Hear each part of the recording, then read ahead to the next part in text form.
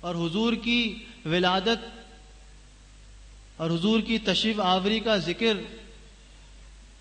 صرف کسی علماء نے نہیں کیا، صرف محدث کرام نے نہیں کیا، صرف اولیاء اللہ نے نہیں کیا، بلکہ تابعین، تبع تابعین اور صحابہ کرام، بلکہ یوں کہہ لیں جتنے انبیاء آئے ہیں آدم علیہ السلام سے لے تک، سب نے حضور کی ولادت کا ذکر فرمایا. اور یہ بھی سچائی ہے، حقیقت ہے کہ حضور کا ذکر تو رب کائنات نے خود فرمایا. اور قربان جائیے، آج کچھ بدبخت کہتے ہیں کہ حضور کو علم غیب نہیں. ارے اللہ دے رہے، حضور تقسیم کر رہے ہیں. حضور کے در دولت کے بغیر تو کچھ تقسیم نہیں ہو سکتا. حدیث میں حضور خود فرماتے ہیں کہ اللہ تعالیٰ نے میرے ہاتھ میں زمین و آسمان کی کنجیاں رکھ دیں. حضور فرماتے ہیں، ایک حدیث بخاری شریف کی ہے، کہ اللہ تعالیٰ نے قیامت تک کے آنے والے واقعات کو مجھے بتا دیا. قیامت کے آنے والے واقعات جو ہیں یہ نہیں بتایا، یہ نہیں اس میں لکھا کہ وصال کے بعد تک محدود ہیں یا وصال سے پہلے تک محدود ہیں. حضور کی حیات میں بھی یہ حدیث امپلیمنٹ ہے اور حضور کے وصال کے بعد بھی یہ امپلیمنٹ ہے. قیامت تک کے آنے والے واقعات حضور اکرم صلی اللہ علیہ وسلم کی نگاہ میں ہیں. حضور جب حیات تھے تب بھی دیکھ رہے تھے، آج روزہ انور سے بھی دیکھ رہے ہیں. مثال کے طور پہ ایک حدیث مجھے یاد آ رہی ہے بخاری شریف کی، کہ جب حضور اکرم صلی اللہ علیہ وسلم احد کے پہاڑ پہ کھڑے ہوئے تو حضور کے مقام عالی کو دیکھ کے احد کا پہاڑ ہل گیا. اور حضور اکرم صلی اللہ علیہ وسلم نے فرمایا، اے احد کے پہاڑ، اس وقت تیرے اوپر ایک نبی ہے، ایک صدیق ہے اور 2 شہداء ہیں. وہ حضور کا فرمان سنتے ہی چپ ہو گیا، بالکل رک گیا. بتانے کا مقصد یہ ہے کہ 2 نبی تو حضور نے بتایا کہ کھڑے ہوئے ہیں، ابو بکر کی طرف اشارہ کیا یہ صدیق ہیں، لیکن 2 شہداء بتائے، وہ اس وقت حیات تھے، وہ شہید نہیں ہوئے تھے. حضور کیونکہ جانتے تھے کہ وہ شہید ہو جائیں گے. حضور غیب کا علم جانتے ہیں، حضور آگے والے معاملات جانتے ہیں، واقف ہیں. حضور نے فرما دیا کہ 2 شہید بھی کھڑے ہیں. تو اندازہ لگائیے کہ حضور اکرم صلی اللہ علیہ وسلم سے کیا بات چھپی ہوئی. وہ تو دیکھتے ہیں کہ میری محفل میں کون کس طریقے سے آیا ہے.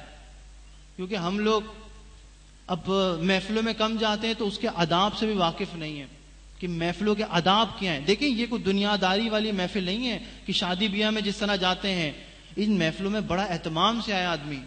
اور ایمان کی علامت تو یہ ہے کہ جب حضور کا ذکر ہو کو دل میں خوشی محسوس کیا کرو، دل کو فرحت محسوس کیا کرو، ٹھنڈک سی آ جائے.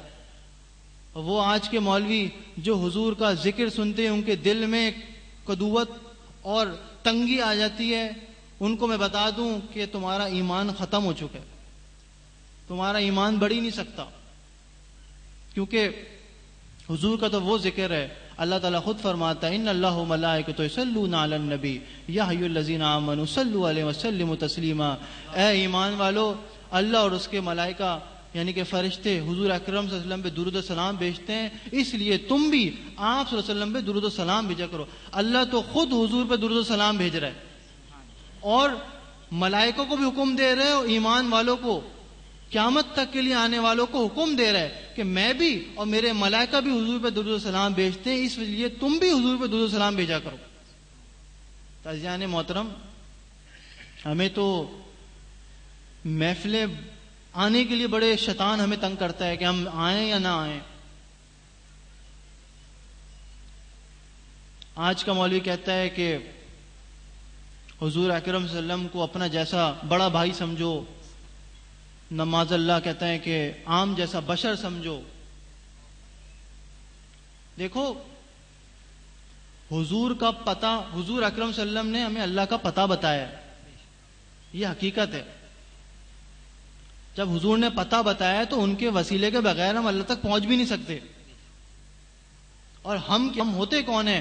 بڑے بڑے انبیاء کو قیامت کے روز حضور کی شفاعت چاہیے ہوگی. حضرت آدم علیہ السلام کتنے جلیل القدر انبیاء ہیں. حضرت ابراہیم علیہ السلام خلیل اللہ، کتنا بڑا مقام ہے نبیوں میں حضرت ابراہیم علیہ السلام کا.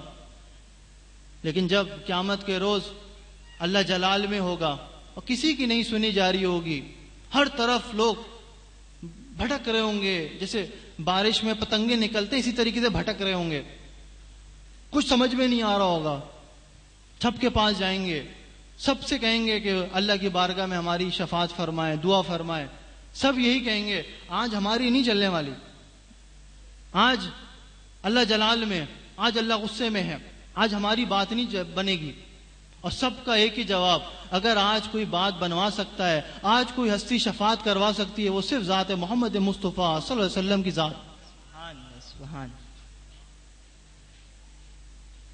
اسی پہ حضرت اعلی حضرت امام رضا خان بریلوی رحمۃ اللہ تعالی علیہ فرماتے ہیں،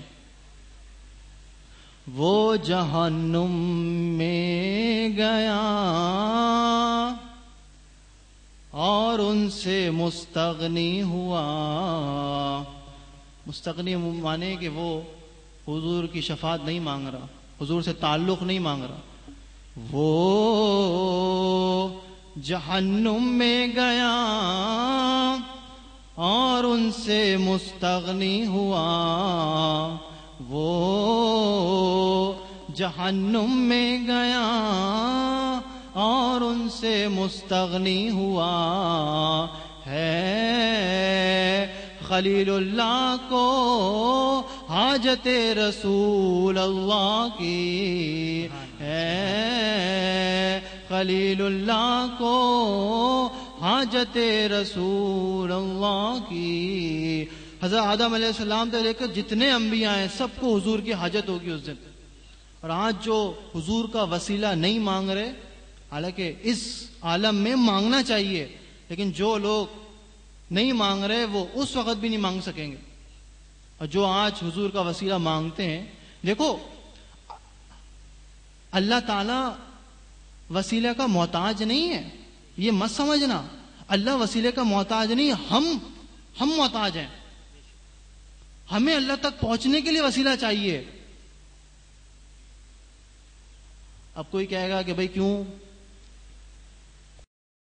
کبھی آپ نے غور کیا کہ آپ کے کندھوں پہ بھی دو فرشتے ہیں، ایک نیکی لکھتا ہے، ایک بدی لکھتا ہے. اللہ کو ان کی بھی ضرورت نہیں تھی. اللہ تعالیٰ چاہتا، اللہ کے سب علم میں ہے کون نیک عمل کر رہا ہے، کون برا عمل کر رہا ہے. لیکن اللہ نے قانون بنایا ہے، اللہ نے ایک طریقہ بنایا ہے کہ دو فرشتے مقرر کر دیے جو نیکی اور بدی لکھتے رہیں گے.